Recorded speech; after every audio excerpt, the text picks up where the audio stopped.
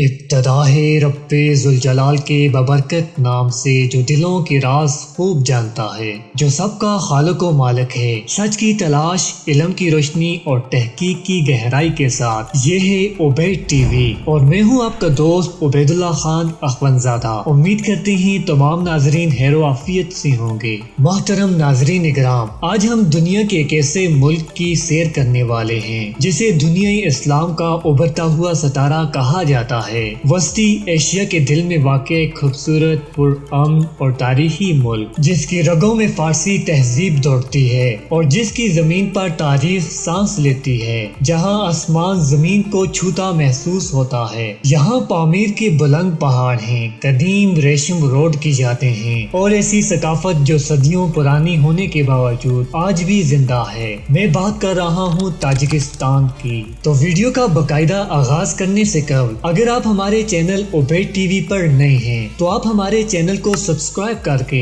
ساتھ لگے گھنٹی کے بٹن کو ضرور پریس کریں تاکہ ہماری جانب سے اشائع کردہ ویڈیو کا پیغام آپ کو بر وقت مل سکے اور ہماری ٹیم کی حوصلہ افزائی بھی ہو سکے۔ شکریہ۔ تاجکستان وسطی ایشیا کے خشکی سے گھرا ہوا ملک ہے۔ یہ جغرافیائی طور پر پہاڑی ملک ہے اور دنیا کے نقشے میں چین، افغانستان، ازبکستان اور کرغزستان کے درمیان واقع ہے۔ اس کے جنوب میں افغانستان، مشرق میں چین، شمال میں کرغزستان اور مغرب میں ازبکستان ہے۔ پاکستان سے تاجکستان کی براہ راست سرحد نہیں، لیکن افغانستان کے واخان کوریڈور کے ذریعے دونوں ممالک کے درمیان بہت کم فاصلہ رہ جاتا ہے، جو جغرافیائی طور پر اسے پاکستان کے قریب بناتا ہے۔ اگر رقبے کی بات کریں تو تاجکستان کا کل رقبہ تقریباً 1,43,000 مربع کلومیٹر ہے۔ یہ ملک زیادہ تر پہاڑی علاقہ رکھتا ہے اور اس کا تقریباً 90% حصہ پہاڑوں پر مشتمل ہے۔ پامیر کے پہاڑ دنیا کے بلند ترین اور دشوار گزار پہاڑی سلسلوں میں شمار ہوتے ہیں، اسی لیے تاجکستان کو دنیا کی چھت بھی کہا جاتا ہے۔ اگر ملک کی آبادی کی بات کی جائے تو تاجکستان کی آبادی تقریباً 1 کروڑ کے قریب ہے۔ آبادی کی اکثریت دیہی علاقوں میں رہتی ہے اور نوجوانوں کا تناسب زیادہ ہے۔ زیادہ تر لوگ زراعت یا بیرونی ملک محنت مزدوری سے وابستہ ہیں۔ خاص طور پر روس میں کام کرنے والے تاجک شہری بڑی تعداد میں موجود ہیں۔ اس ملک کی تاریخ بہت قدیم ہے۔ یہ علاقہ ریشم روڈ کا اہم حصہ ہوا کرتا تھا۔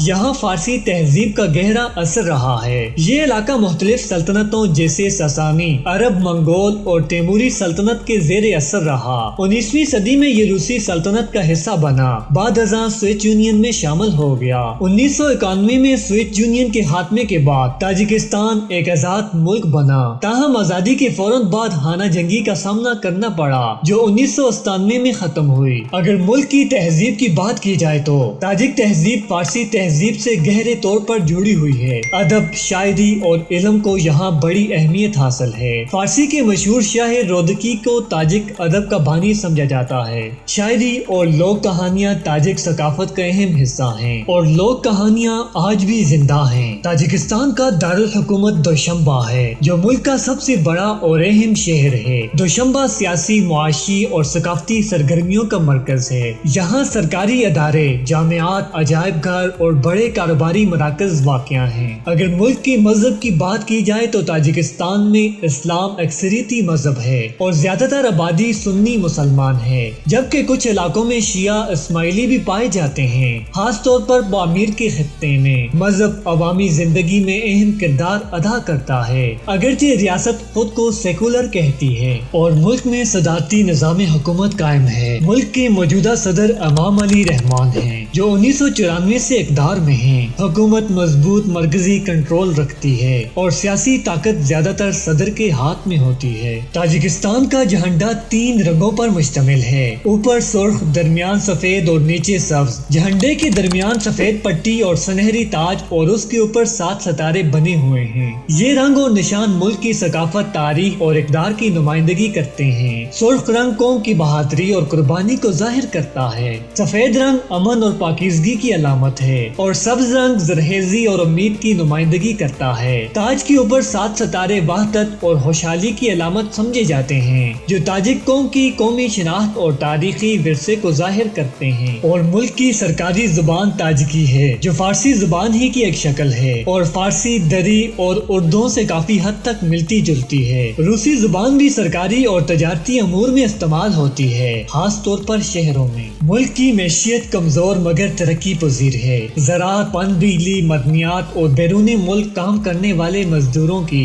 ترسیلات زر معیشت کا بڑا سہارا ہے۔ ملک کا جی ڈی پی تقریباً 12 سے 13 ارب امریکی ڈالر کے قریب ہے۔ محترم ناظرین اکرام، چند ایسی معلومات بھی ہیں جن میں یہ کہا جاتا ہے کہ تاجکستان میں بے حیائی بہت عام ہے، لیکن حقیقت اس کے بالکل برعکس ہے۔ یہ ایک قدامت پسند اور روایتی معاشرہ ہے۔ یہاں فحاشی اور کھلی بدماشی کو سماج اور قانونی طور پر ناپسند کیا جاتا ہے۔ عوام مذہبی اور اخلاقی اقدار کو اہمیت دیتے ہیں، اس لیے معاشرتی ماحول نسبتاً محفوظ سمجھا جاتا ہے۔ اکثر لوگوں کے ذہن میں یہ سوال گردش کرتا رہتا ہے، یہاں کی لڑکیاں دل کیوں جیت لیتی ہیں؟ تاجکستان کی لڑکیاں اپنی ظاہری خوبصورتی سے زیادہ اپنی سادگی، شرافت اور تہذیب کی وجہ سے لوگوں کے دل جیت لیتی ہیں۔ اس معاشرے میں لڑکیوں کی تربیت خاندانی اقدار، احترام اور حیا کے اصولوں پر کی جاتی ہے، جس کی جھلک ان کے رویے، لباس اور گفتگو میں صاف نظر آتی ہے۔ وہ خود کو نمایاں کرنے کے بجائے وقار کو ترجیح دیتی ہیں، جو انہیں قدرتی طور پر پرکشش بناتا ہے۔ تاجک لڑکیوں کی شخصیت میں فارسی تہذیب اور اسلامی اقدار کا گہرا اثر موجود ہے۔ یہ اثر انہیں نرم مزاج، مذہب اور سنجیدہ بناتا ہے۔ ان کی مسکراہٹ میں بناوٹ نہیں ہوتی، بلکہ ایک فطرتی اپنائیت ہوتی ہے جو دیکھنے والوں کو متاثر کرتی ہیں۔ یہی وجہ ہے کہ لوگ ان کی خوبصورتی کو صرف چہرے تک محدود نہیں سمجھتے،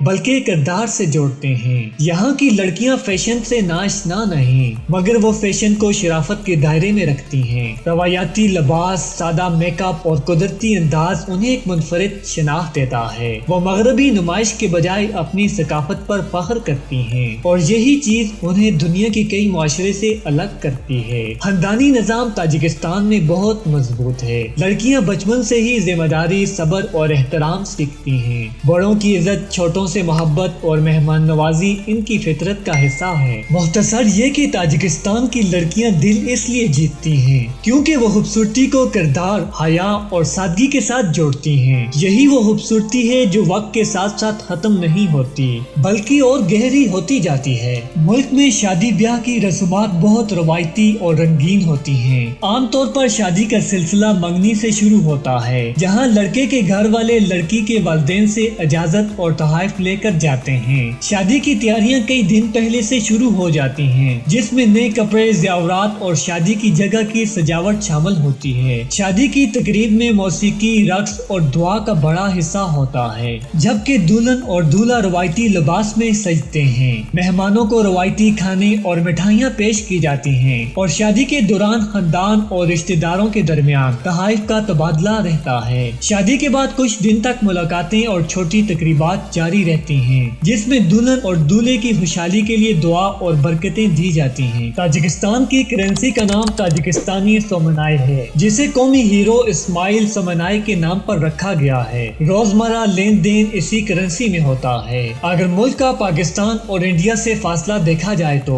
تاجکستان پاکستان کے بہت قریب ہے، لیکن افغانستان کے درمیان ہونے کی وجہ سے براہ راست زمینی راستہ نہیں۔ پاکستان سے تاجکستان کا قریب ترین فاصلہ واخان کوریڈور کے ذریعے ہے۔ بھارت سے تاجکستان کا فاصلہ نسبتاً زیادہ ہے اور براہ راست سرحد موجود نہیں۔ ملک میں نوروز سب سے بڑا اور اہم تہوار ہے جو فارسی ثقافت کی علامت ہے۔ اس کے علاوہ عید الفطر، عید الاضحیٰ اور قومی دن بھی بڑی جوش و خروش سے منائے جاتے ہیں۔ قومی جانور مارکو پولو بھیڑ ہے جو بلند پہاڑی علاقے میں پائی جاتی ہے، جبکہ قومی پرندہ سنہری عقاب ہے جو طاقت اور آزادی کی علامت سمجھا جاتا ہے۔ ملک کا قومی کھیل فٹ بال ہے۔ اس کے علاوہ اور دیگر کئی کھیلیں کھیلی جاتی ہیں، لیکن دیہی علاقوں میں گھوڑ سواری اور روایتی کھیل عام ہیں۔ ملک کا ٹائم زون UTC+5 ہے، جبکہ انٹرنیٹ ڈومین .TJ ہے، جبکہ بین الاقوامی ٹیلی فون کالنگ کوڈ +992 ہے۔ تو دوستو، یہ تھی آج کی معلوماتی ویڈیو۔ امید کرتے ہیں آپ کو ہماری ویڈیو پسند آئی ہوگی۔ ویڈیو کو لائک کرنے کے ساتھ ساتھ کامنٹ باکس میں اپنی قیمتی رائے کا اظہار ضرور کیجیے گا۔ ملتے ہیں ایک اور نئی ویڈیو میں، تب تک اپنے دوست عبید اللہ خان اخونزادہ کو دیں اجازت۔ اللہ نگہبان۔